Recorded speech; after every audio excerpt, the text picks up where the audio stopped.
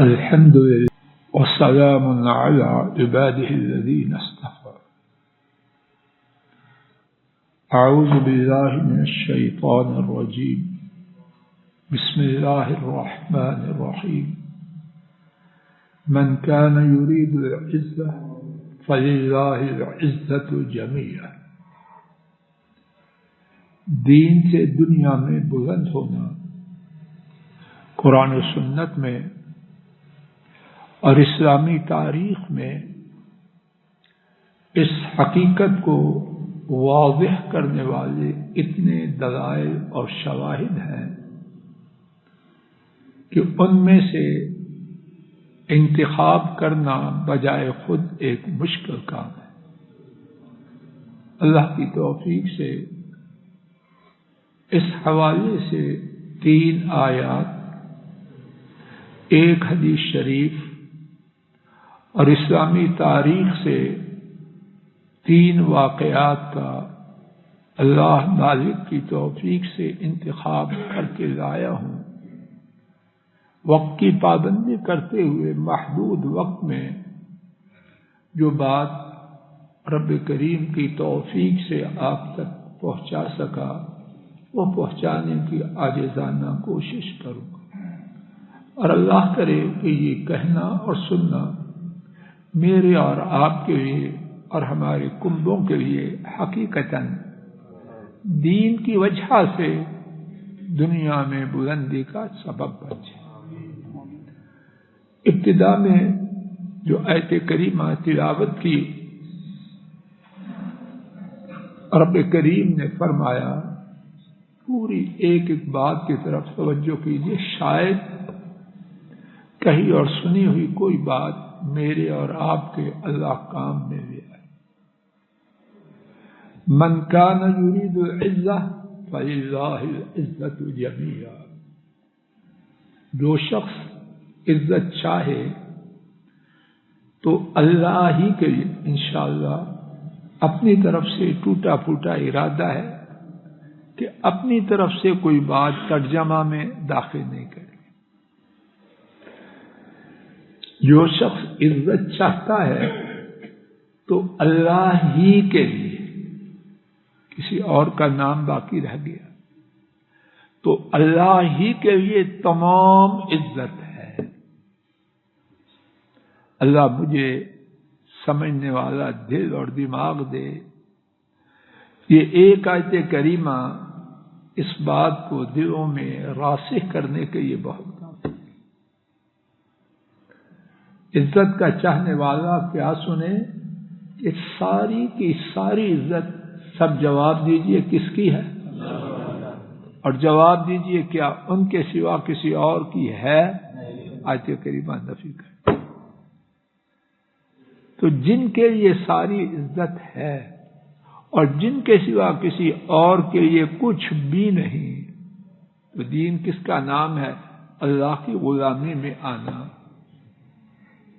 تو کیا یہ ممکن ہے کہ جو ان کی غلامی میں آئے اس کو وہ عزت نہ دے اور جو ان کا نافرمان ہو اس کو عزت دے؟ ممکن ہے؟ باپ کا جو، اللہ کے لیے کوئی مثال نہیں، معاذ اللہ، باپ کا بیٹا جو اشاروں پہ چلنے والا ہو اس کو تو بیٹا محروم رکھے اور برے گندے اور نافرمان کو بلند و بالا کرے، ایک عقل مند آدمی سے اس کا تصور ہو سکتا ہے؟ تو رب العالمین کے بارے میں ہمارا خیال کیا ہے؟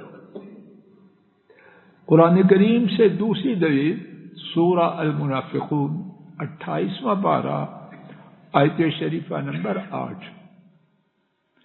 وَلِلَّهِ الْعِزَّةُ وَلِرَسُولِهِ وَلِلْمُؤْمِنِينَ وَلَكِنَّ الْمُنَافِقِينَ لَا يَعْلَمُونَ۔ اور اللہ ہی کے لیے ساری عزت۔ پھر یہاں وہی معنی، اور اللہ بولو سب، اور اللہ ہی کے لیے ساری عزت، اور کسی کے لیے کچھ ہے ہی نہیں۔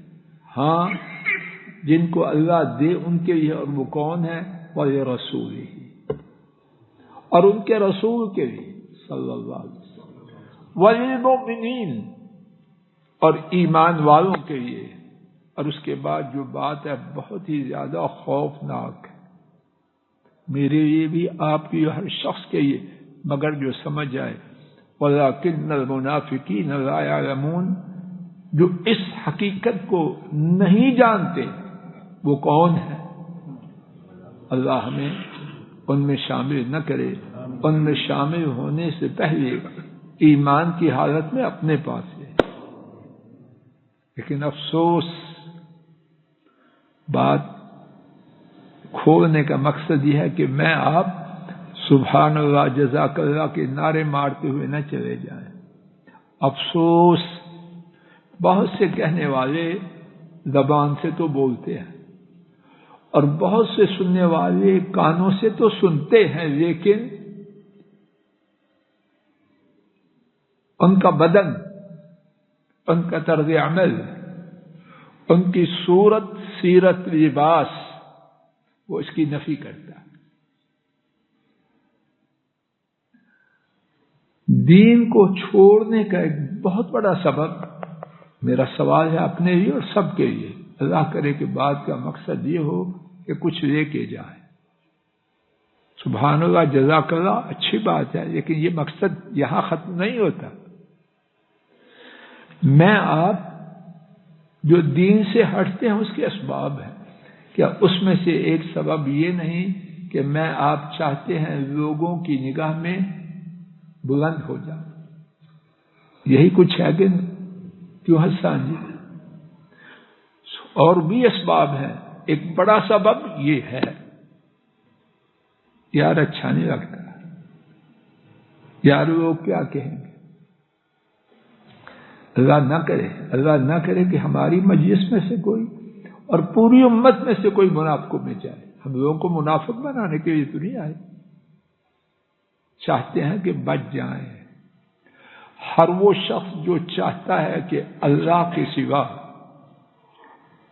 کسی اور کو راضی کرنے میں عزت ہے، اس میں جراثیم کس چیز کے ہیں؟ جواب دیجئے. اس لیے نہیں کہ میں فتویٰ لگانا ہے، اس لیے کہ ہم نکل آئے.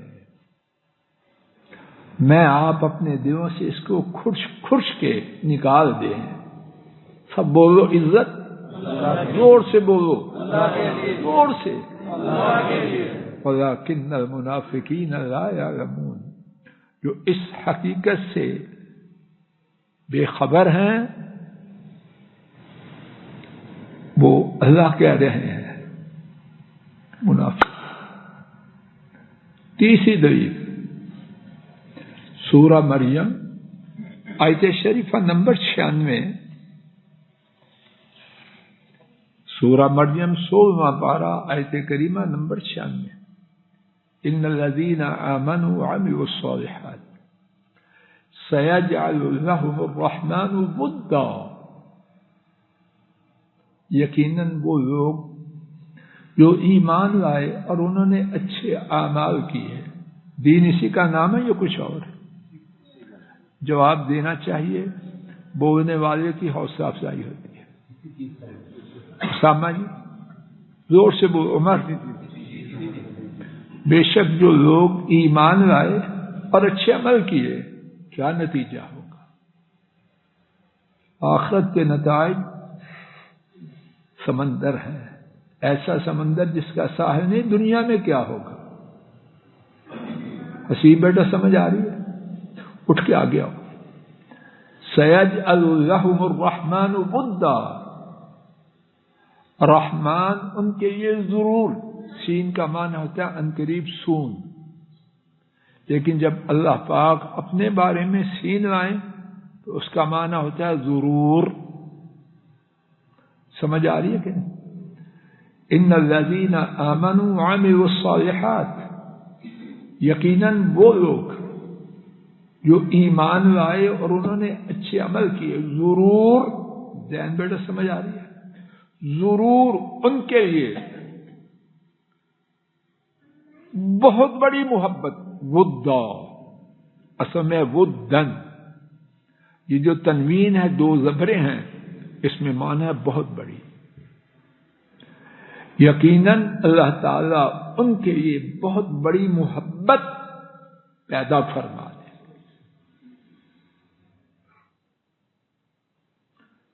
عزت جو ہے وہ محبت سے پھوٹتی ہے یا کہاں سے پھوٹتی ہے؟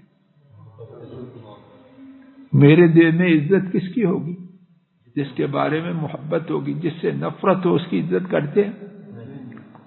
اس کی شکل دیکھنے کو دے نہیں چاہتا. اور یہ جو اساس ہے، بیس ہے، بنیاد ہے، کون رکھے گا؟ اور کتنی رکھے گا؟ ود عظیم محبت. پھر سنیے تیسری دلیل، بے شک وہ لوگ جو ایمان لائے، انہوں نے اچھے عمل کیے، اللہ تعالیٰ ضرور ان کے لیے بڑی محبت رکھے. اور یہ بڑی محبت کہاں ہے؟ زمین والوں کے دلوں میں. چوتھی دلیل سنیے، اور وہ اس تیسری دلیل کی مزید وضاحت ہے. امام بخاری رحمہ اللہ حضرت ابو ہریرہ رضی اللہ تعالی عنہ کے حوالے سے روایت کرتے ہیں. نبی کریم صلی اللہ علیہ وسلم فرماتے ہیں، جب اللہ تعالیٰ کسی بندے سے محبت کرتے ہیں، محبت دین والوں سے کریں گے یا بے دینوں سے؟ اپنے غلاموں سے کریں گے یا نافرمانوں سے؟ اذا حب اللہ عبدا، جب اللہ تعالیٰ کسی بندے سے محبت کرتے ہیں، نادا جبریل، تو اللہ تعالیٰ جبریل کو آواز دیتے ہیں، انی احب فلانا فاحبہ، بے شک میں فلاں سے محبت کرتا ہوں، تم بھی اس سے محبت کرو. کون آواز دے رہا ہے؟ جواب دیجیے، زور سے بولو. کس کو فرما رہے ہیں؟ جبریل مانے گا یا نافرمانی کرے گا؟ فیحبہ جبریل، جبریل اس سے محبت کرتا ہے. یا اللہ ہم نالائقوں کو بھی ان میں شامل کر. اور اے اللہ اس گفتگو کا مقصد یہی بنا دے. پھر کیا ہوتا ہے؟ جبریل آسمان میں منادی کرتا ہے، ان اللہ یحب فلانا فاحبوہ، بے شک اللہ تعالی فلاں بندے سے محبت کرتا ہے، تم بھی اس سے محبت کرو. فیحبہ اہل السماء، آسمان والے اس سے محبت کرو.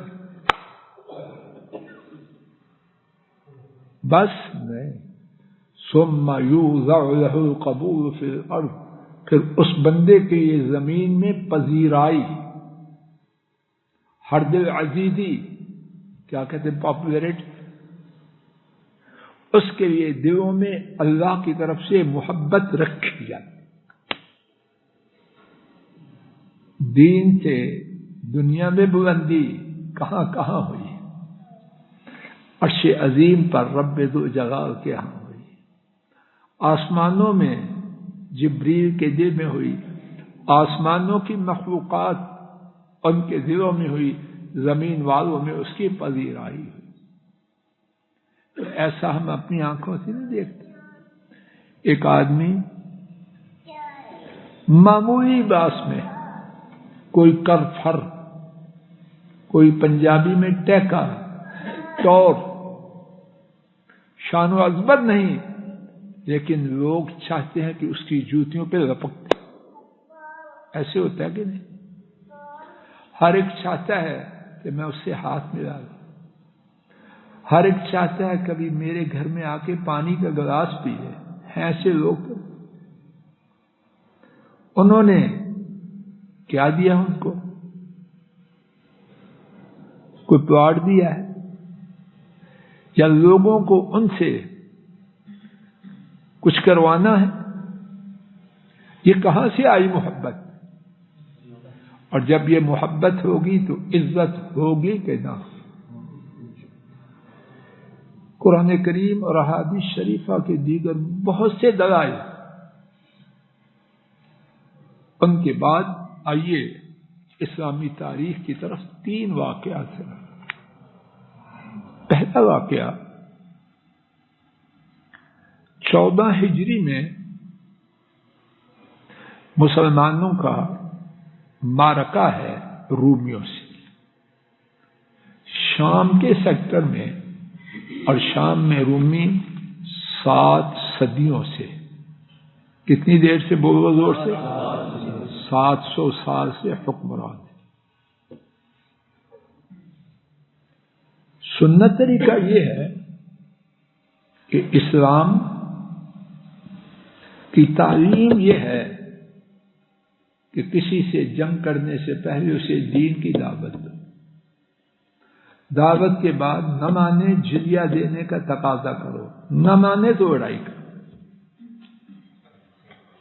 مارکا فحل ہے شامی سیکٹر میں، اور شام اس وقت 4 ملکوں کے مجموعہ کا نام تھا، سوریہ، فلسطین، اردن اور فلسطین، اور رومی اس شام پر 700 سال سے حکمرانی کر رہے تھے۔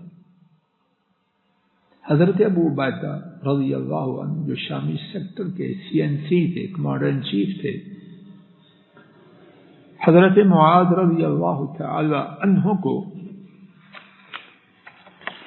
اس معرکہ سے پہلے بھیج دے۔ حضرت معاذ رضی اللہ تعالی عنہ اپنے گھوڑے پر سوار رومیوں کے مرکز ہیڈ کوارٹر کی طرف جاتے ہیں۔ چلتے چلتے وہاں پہنچتے ہیں، بڑی شان و عظمت دنیاوی طور پر بنا رکھی،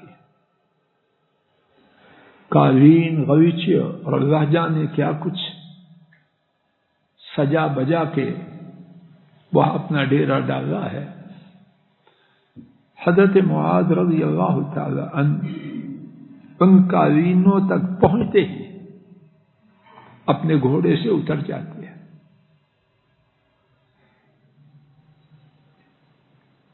اور وہ رومی جو مد مقابل تھے وہ وہاں بیٹھے ہوئے ہیں۔ حضرت معاذ رضی اللہ عنہ چاہتے ہیں کھڑے کھڑے ان سے گفتگو کریں۔ ایک شخص کہتا ہے،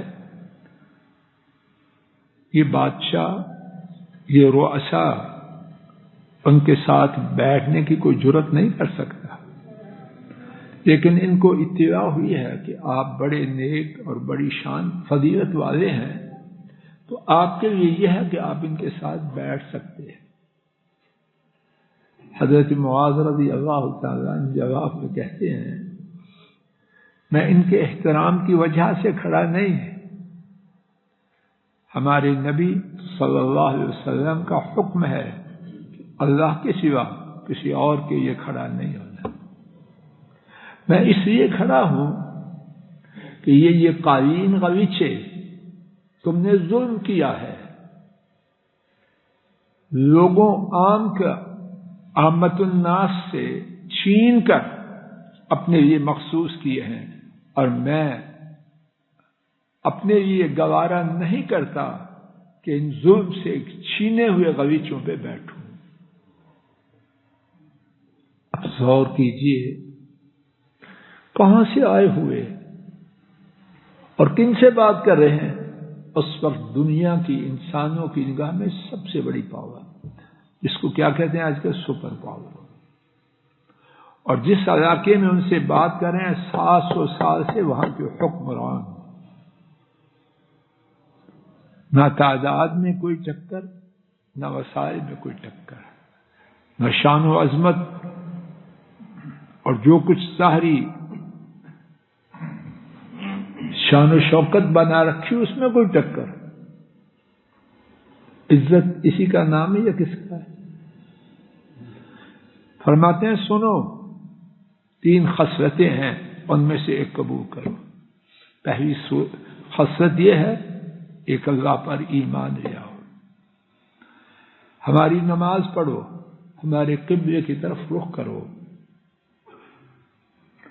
صلیب کو توڑو، شراب کا پینا چھوڑو، خنزیر کا کھانا چھوڑو،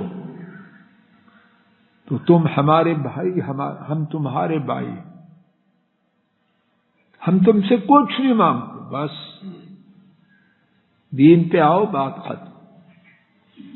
اگر یہ منظور نہیں، اپنے ہاتھوں سے جزیہ دو ذلیل ہو کے، اور اگر یہ بھی منظور نہیں تو آؤ نکلو، یہاں تک کہ اللہ جو سب سے اچھا فیصلہ کرنے والا ہے وہ ہمارے درمیان اور تمہارے درمیان فیصلہ کرے۔ ان کے گھر میں جا کے ایک بندہ، اللہ جانے وہ کتنے تھے اور کس ٹھاٹ باٹ سے اپنا ہیڈ کوارٹر سجائے بیٹھے تھے، بات کرنا اور عزت کس کا نام ہے؟ کرنا ساج۔ وہ کہتے ہیں ہم آپ کے قریب ہوتے ہیں، آپ ہم سے دور ہوتے ہیں۔ سنو، ہم آپ کو ایک چیز پیش کرتے ہیں، اور وہ چیز یہ ہے کہ بلقا کا علاقہ اور اردن کا جو مضافات کا علاقہ سب یہ وہ تو آپ کے قریب قریب سب یہ وہ، اور جاؤ روم ایرانیوں سے لڑو جا کے، ہم تمہارے ساتھ۔ حضرت معاذ رضی اللہ تعالی عنہ فرماتے ہیں جو تم پیشکش کرو یہ سارا اور جو کچھ ہے وہ سارا تم ہمیں دے دو، ان تین کے علاوہ اور کوئی بات ہمیں قابل قبول نہیں۔ یہ تین باتیں ہمارے دین کی ہیں، تین میں سے ایک وگرنا وہی تیسری بات لڑائی کے لیے تیار ہو جائے۔ رومی بولے ہم آپ کے قریب ہو رہے ہیں اور آپ دور ہوتے ہیں، جاؤ چلے جاؤ، ہم تمہیں پہاڑوں میں بگا دیں گے، محاورتاً دم دبا کے بھاگ جاؤ گے۔ حضرت معاذ رضی اللہ تعالی عنہ جواب میں فرماتے ہیں پہاڑوں میں بگانا نہیں، دو میں سے ایک بات ہوگی، یا تو تم ہمارے آخری بندے تک ہمارا نام و نشان مٹاؤ گے، یا ہم تم کو اس طرح نکالیں گے کہ ذلیل و خوار ہو کے یہاں سے بھاگ جاؤ۔ یہ گفتگو فرمائی اور واپس آئی۔ ابو عبیدہ رضی اللہ عنہ ان کے پاس پہنچے، جو انہوں نے خود کہا تھا وہ بھی بتلایا، اور جو رومیوں نے جواب میں کہا تھا وہ بھی ان کو اس کی اطلاع دی۔ ایمان سے، دین سے، اعمال صالحہ سے، اللہ کی غلامی سے بلند ہوئے کہ نہ۔ آئیے 14 ہجری میں اس وقت کی دوسرے نمبر کی طاقت ایرانی، وہاں بھی اسی سال، غور کیجئے، مدینہ طیبہ کے بادیہ نشین، وہ کچھ شہری، کچھ تاجر، کچھ زراعت پیشہ، کچھ بدو، کیا کچھ ہو گیا 14 ہجری ذوالقعدہ میں ایرانی سیکٹر میں۔ اور ایرانی کون تھے؟ مورخین نے لکھا، غور فرمانا، توجہ کرنا، 500 سال سے ایک خاندان حکمران تھا، 25 بادشاہ اس خاندان کے یکے بعد دیگرے آ رہے تھے۔ ہمارے ملک میں 5 سال کسی کی حکومت چلتی ہے، بہت کم۔ 5 سال حکومت نہ چلنے کا ترجمہ مضبوط حکومت ہے یا غیر مضبوط؟ جواب دو۔ اتنے میڈیا والے لوگ بیٹھے ہیں، اور یہاں کتنے سال چل رہی ہے؟ 25 حکمران یکے بعد دیگرے، 1 2 3 آ رہے ہیں، تو کتنی مضبوط حکومت ہوگی؟ 4 صدیوں سے زیادہ اس وقت کی لوگوں کی نگاہ میں سپر پاور، اس سے جنگ کر رہے ہیں، لیکن وہ سپر پاور لوگوں کی نگاہ میں ان کا نام و نشان نہ مٹا سکے۔ ٹکر ہے، کتنی طاقتور یہ ریاست ہوگی لوگوں کی نگاہ میں۔ ان کے ساتھ معرکہ ہے، کہاں؟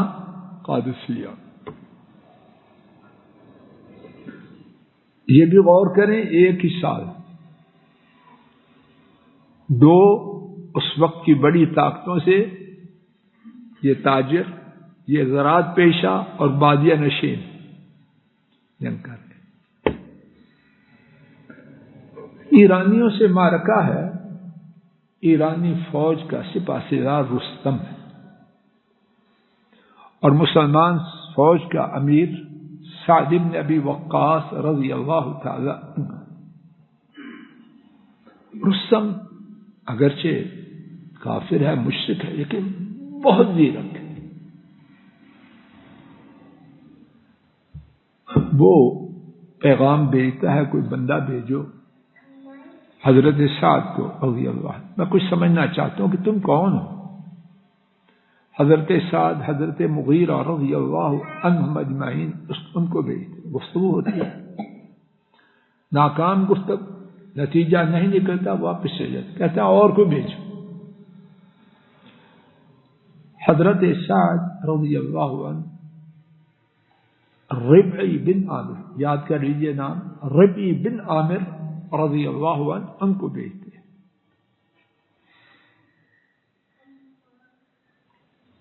رستم کے پاس آئے، سپہ سالار ہے، طاقتور ہے، وسائل زیادہ ہیں، تعداد زیادہ ہے، تجربہ بہت زیادہ ہے۔ پوچھتا کیوں، کیا مقصد تمہارا؟ کہنے لگے اللہ نے ہم کو بھیجا ہے تاکہ لوگوں کی غلامی سے نکال کر اللہ کی غلامی میں لے آئے۔ اللہ نے کیوں بھیجا ہے؟ بولو، لوگوں کی غلامی سے نکال کے اللہ کی غلامی میں لے آئے، لوگوں کو دیگر ادیان کے ظلم سے نکال کر اسلام کے عدل و انصاف کی طرف لے آئے، اور اس سلسلے میں جاتے رہیں گے یہاں تک کہ مقصد کو پا لیں یا اللہ کے وعدہ کو پا لیں۔ وہ کہتا ہے اللہ کا وعدہ کیا ہے؟ کہنے لگا جنت، جو ہم میں سے قتل کیا جائے، اور کامیابی جس کو اللہ چاہے۔ گفتگو ہوتی ہے تفصیل سے، رستم ان کی گفتگو سے متاثر ہوتا ہے، کہتا ہے ٹھیک ہے، سنی ہے بات، ہمیں مہلت دو۔ ربی رضی اللہ عنہ فرماتے ہیں 1 دن 2 دن، کہتا ہے نہیں، ہم نے اپنے سیانوں کو لکھنا ہے، ان کی طرف سے جواب آئے گا، مدت چاہیے۔ ربی فرماتے ہیں نہیں، ہمیں نبی پاک صلی اللہ علیہ وسلم نے جو تعلیم دی 3 دن تک مدت ہے، اس مدت میں فیصلہ کرو، وگرنہ لڑائی کے لیے تیار۔ یہ بات ہو کہ ختم۔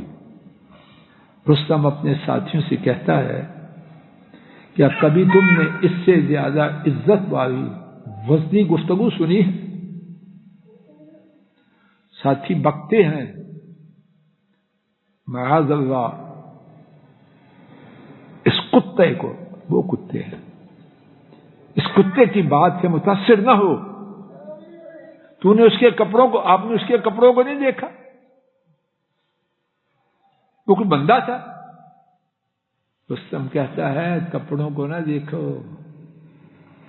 اس کی عقل کو دیکھو، اس کے کردار کو دیکھو، اس کی گفتگو کو دیکھو۔ اور کہتے ہیں عرب، مراد ہے اس وقت کے مسلمان، وہ کپڑوں اور ان چیزوں کی طرف توجہ نہیں دیتے، ان کی توجہ ہے سیرت اور کردار کی طرف۔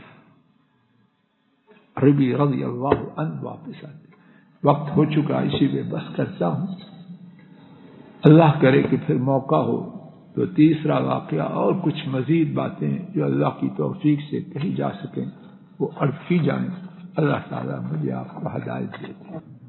اللهم إنا نسألك بأننا نشهد أنك أنت الله لا إله إلا أنت الأحد الصمد الذي لم يلد ولم يولد ولم يكن له كفوا أحد.